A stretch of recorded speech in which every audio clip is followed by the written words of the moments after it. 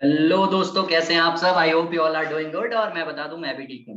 1.5 day की strategy लेके आया हूं मैं पेपर 6G के आप लोगों के लिए। और किस तरीके से अपन को इसको कवर करना है उसको मैं आपके साथ शेयर करूंगा। मैंने इसको सेम प्रोसीजर को फॉलो किया था और I scored 74 marks in July 2021 attempt. और वही मैं आपके सामने शो कर रहा हूँ। अगर आप चाहे तो इसको फॉलो कर सकते हैं, अगर आपको पसंद ना आए तो आप इसको इग्नोर करके अपने वाले जो भी प्लान आपका है उसमें आप चेंजेस कर सकते हैं।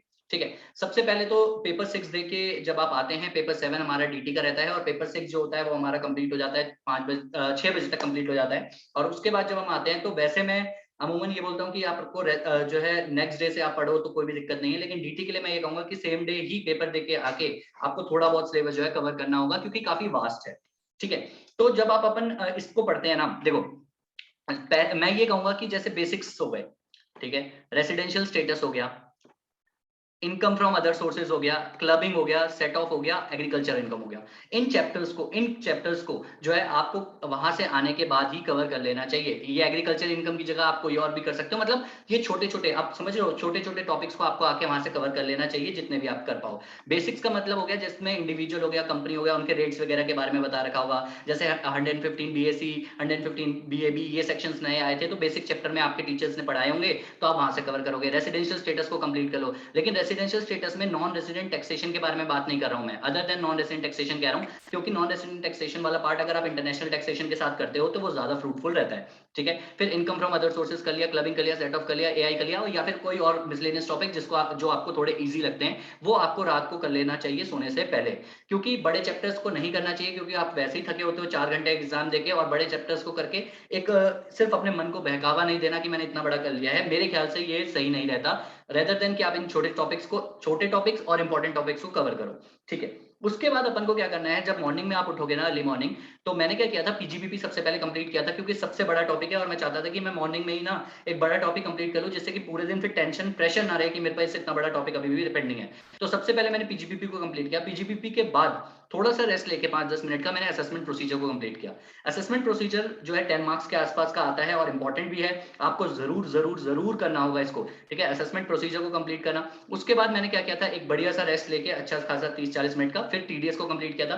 TDS is one of the most important topic, इसको आपको अच्छे से करके जाना होगा। इसके रेट्स रिवाइज करने के लिए बार बार बीबी सर की वीडियोस देखो, बार बार जो है एक पेज पे समराइज वे में जो है टॉपिक को निकालो, जो है रेट्स को लिखो और फिर अच्छे से इसको सॉल्व करो। ठीक है, इसी तरीके से हमारा टीडीएस हो पाता है। उसके बाद टीडीएस के बाद मेरे को एक अच्छा सा फ्रूटफुल सा टॉपिक चाहिए था, जो छोटा भी हो और अच्छे मार्क्स भी देके जाए और मजा भी आता हो, तो मैंने चैरिटेबल ट्रस्ट को किया था। ठीक है, चैरिटेबल ट्रस्ट का क्वेश्चन हर बार पेपर में आता है, इजी चैप्टर है, छोटा चैप्टर है, और मजा आता है इसको पढ़ के, तो आप चैरिटेबल ट्रस्ट को अच्छे से करके जाना, इसको करके जाना। ठीक है। उसके बाद मैंने क्या किया था, कैपिटल गेन पे टाइम दिया था। कैपिटल गेन के बारे में एक बात जो है इंपॉर्टेंट नोट में बोलना चाहूंगा, और बहुत ही अच्छी बात है, उसको ध्यान से सुनना, कि कैपिटल गेन पे बहुत ज्यादा टाइम वेस्ट मत कर देना। ये उतना फ्रूटफुल नहीं है, जितना बड़ा ये टॉपिक है उतने मार्क्स का नहीं आता है। हमारे अटेम्प्ट में भी ये 2 या 5 नंबर का कुछ समथिंग कुछ आया था, उससे ज्यादा का नहीं आया था, जितना बड़ा ये टॉपिक है। तो इस पे बहुत ज्यादा टाइम वेस्ट मत करना, इस पे आप सेलेक्टिव स्टडी करना, जो इंपॉर्टेंट टॉपिक्स हैं जिसपे ज्यादातर फाइनल में क्वेश्चन पूछे जाते हैं उस पे उसको अच्छे से देख के जाना। ठीक है। जब लास्ट में आपको क्या करना है, जब इवनिंग में आपको taxability of the miscellaneous entities, मतलब जितना आप टॉपिक, जितना पार्ट बचा हुआ है, इन्वेस्टमेंट फंड हो गया,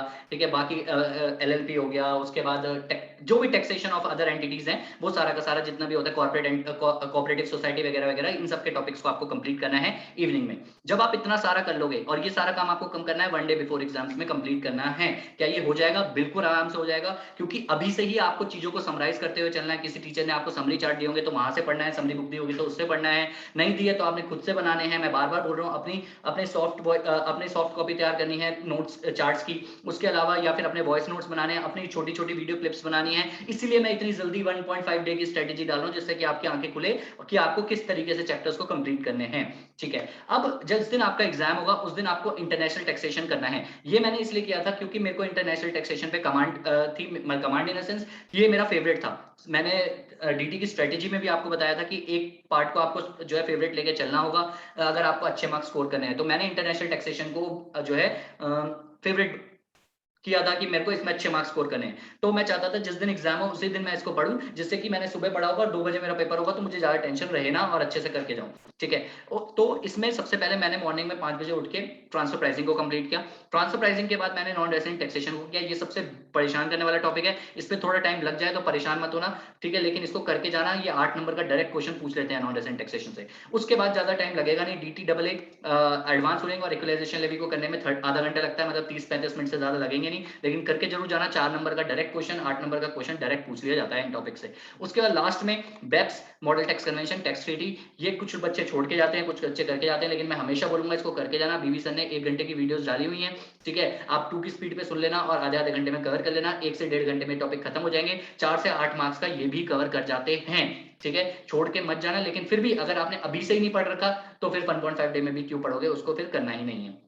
जब आपका एग्जाम वाले दिन ये सारा हो जाए, 11 साढ़े 11 बजे तक इतना काम हो जाता है। कैसे होता है मैं आपको बता दूं, कुछ बच्चे जो होते हैं क्वेश्चंस को देखते हैं एग्जाम से एक दिन पहले 1.5 डेज में, और कुछ बच्चे क्वेश्चंस को नहीं देखते, वो सिर्फ और सिर्फ प्रोविजंस पे जोर देते हैं कि मैं सारे प्रोविजंस पढ़ लूं, क्योंकि इतना बड़ा जो है बल्क है इसमें, बल्कि है, तो क्वेश्चंस भी देखना बहुत ज्यादा टाइम कई बार कंज्यूम कर लेता है। तो मैं उन लोगों में से हूं जो क्वेश्चंस नहीं देखते हैं। मैं बड़े टॉपिक्स के क्वेश्चन, बड़े जो ऐसे सब्जेक्ट्स हैं उसके क्वेश्चन नहीं देखता। मैं ये सोचता हूँ कि प्रोविजंस पढ़ लूं तो ज्यादा अच्छा है, क्योंकि बीकॉम तो है नहीं, नए क्वेश्चंस आने हैं डीटी में, तो अगर प्रोविजंस पढ़े होंगे, याद रहेगा, तो मैं क्वेश्चन सॉल्व कर सकता हूं। जितनी प्रैक्टिस करनी थी कर ली भाई, 4 महीने 3 महीने मिले थे, बतेरे मिले थे, 1.5 डे में मैं कुछ नहीं कर सकता। लेकिन कुछ बच्चे होते हैं नहीं, क्वेश्चंस देख के जाने हैं, बिल्कुल अच्छी बात है, देख के जाने चाहिए। ये आपको एक एज भी देता है कि कुछ एडजस्टमेंट आप अच्छे से रिवाइज कर सकें। तो अगर आप उन लोगों में से हो तो उस केस में आपको जैसे ही आपके चैप्टर्स खत्म होंगे उसके साथ ही क्वेश्चंस देखने हैं, बाद में वेट नहीं करना क्वेश्चंस को देखने का, ये बात मैं आपको बता दूं। उसी जैसी पीजीपीपी कंप्लीट किया उसके एडजस्टमेंट्स, इंपॉर्टेंट एडजस्टमेंट वाले क्वेश्चंस देख लिए, बाद में वेट नहीं करना, ठीक है, ये बात मैं आपको बता दूं। उसके बाद जब आपके ये सारा टॉपिक हो जाए, सब कुछ खत्म हो जाए, उसके बाद आपको क्या करना है, ओवरव्यू करना है जो रेट्स है, मतलब इंडिविजुअल के लिए क्या रेट है, कंपनी के लिए रेट है, कोऑपरेटिव सोसाइटी के लिए क्या रेट है, बाकी सबके लिए क्या क्या रेट है, इन्वेस्टमेंट फंड क्या क्या रेट है, ये सारी रेट्स आपको एक बार फटाफट से ओवरव्यू कर लेना है अगर आपको टाइम मिलता है तो। और उसके बाद आपको जुडिशियल प्रोनाउंसमेंट्स देखने हैं जो वन लाइनर बीबी सर प्रोवाइड करते हैं, आपके टीचर प्रोवाइड करते हैं। अगर नहीं है आपके पास तो आप वीडियोस वगैरह जैसे भी आपने जुडिशियल प्रोनाउंसमेंट्स को कवर किया है, अगर आपके पास टाइम बचता है तो उसके बाद आपको ओवरव्यू करना है। ये लास्ट में करना है, ये पहले नहीं करना, ठीक है। जब भी आप क्वेश्चंस देखोगे तो उसके साथ ही जैसे ही आपके टॉपिक खत्म हो जाए, आरटीपी, एमटीपी और जो पास्ट पेपर्स हैं उनके जो भी इंपॉर्टेंट क्वेश्चंस आपने मार्क कर रखे हैं उनको भी उसी टाइम पे आप देख लेना, जैसे ही आपके सारे का सारे चैप्टर्स खत्म होते हैं, ठीक है।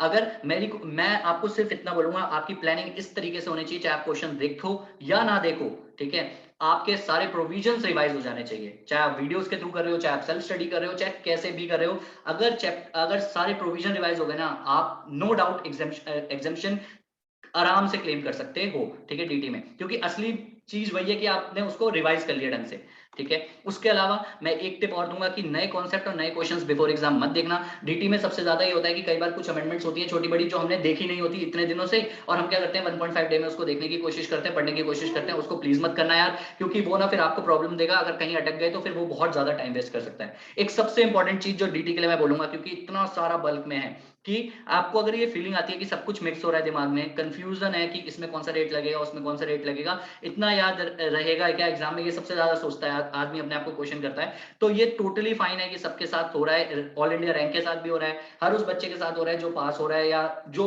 जिसने जिस तरीके से पढ़ाई करी है वो सबके साथ हो रहा है, ठीक है। लेकिन अपना टाइम, इस चीज, ये बात मैंने इसलिए बोली कि इस फीलिंग को लेकर आप एक ही चीज को, एक ही टॉपिक को बार बार रिवाइज करने मतलब जाना, मतलब कई बार क्या होता है हम दूसरे टॉपिक पे पहुंचते हैं और फिर याद करते हैं यार उसमें क्या था, एक बार फटाफट से देख लेता हूँ पेज खोल के। तो ऐसा मत करना बार बार, क्योंकि इससे आपका टाइम वेस्ट होगा, आगे नहीं बढ़ पाओगे, पीछे ही देखते रह जाओगे कि वो याद है या नहीं है। तो इस चीज को बहुत ध्यान से आपको समझना है और पूरा करना है। इसके अलावा ऑल द बेस्ट, अच्छे से देना एग्जाम, बहुत ही अच्छे मार्क्स आएंगे, फोड़ देना बस, और आके बताना कि कैसा हुआ। बाय, शबा खैर, all the best, take care of yourself and your family.